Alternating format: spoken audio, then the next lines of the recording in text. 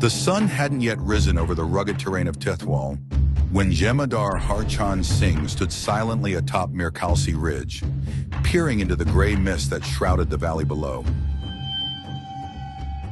The ridge was a dagger of land, jutting out like a spearhead, strategic, vital, and exposed.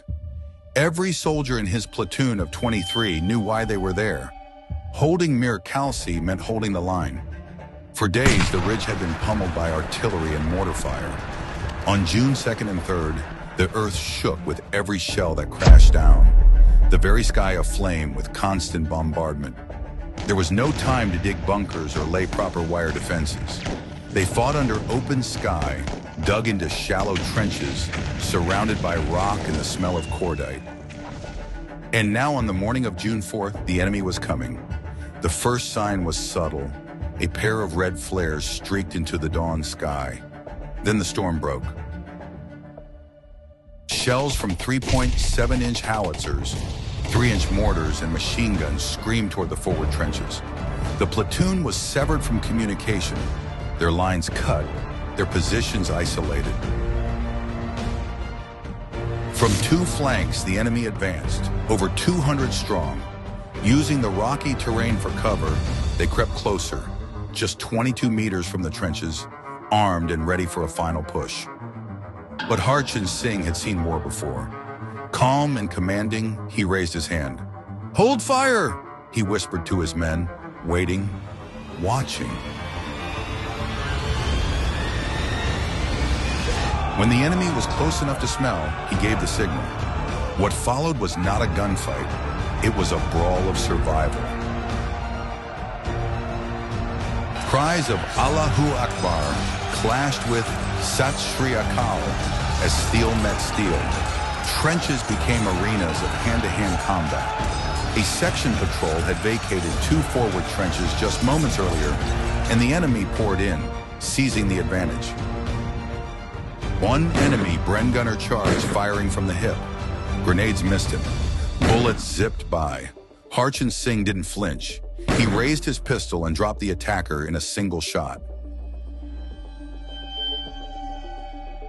Another gunner came from the left. Sepoy Zail Singh, a brave subordinate of Harchan Singh, was already bleeding from a burst of fire to his thigh, fired back his rifle with calm precision, killing the enemy gunner. Crawling through pain, Zail Singh dragged the enemy's Bren gun back to the trench. Moments later, he was hit again, this time in the stomach. He collapsed beside the weapon he had captured, his duty fulfilled at the cost of his life. Despite the overwhelming odds, the Indian soldiers refused to break. Behind them, just 270 meters away, lay the gun position the enemy desperately wanted. Two reserve enemy companies waited to exploit the breach, but they underestimated the defenders' resolve. Knowing the end could be moments away, Harchan Singh ordered a counterattack. With a handful of men, no more than a fire team, he surged forward. The enemy, already stunned by the fierce resistance, broke ranks. Confusion spread. What had seemed like a certain victory for them turned into panic. 2 hours of brutal close-quarters combat passed. Then, silence. When the dust settled, Mir Kalsi Ridge was still in Indian hands. The battle had changed the tide. Enemy bodies were recovered later, along with captured rifles, a pistol, a Bren gun, and 1,300 rounds of ammunition. No large-scale attacks came from that flank again. The ridge had held, because of men like Sepoy Zail Singh, who gave everything, and leaders like Jemadar Harchan Singh, who stood unshaken against a storm of fire. On a quiet day months later, a young officer would visit that ridge and find a small rock, stained dark from the past, and whisper, "This is where courage lives."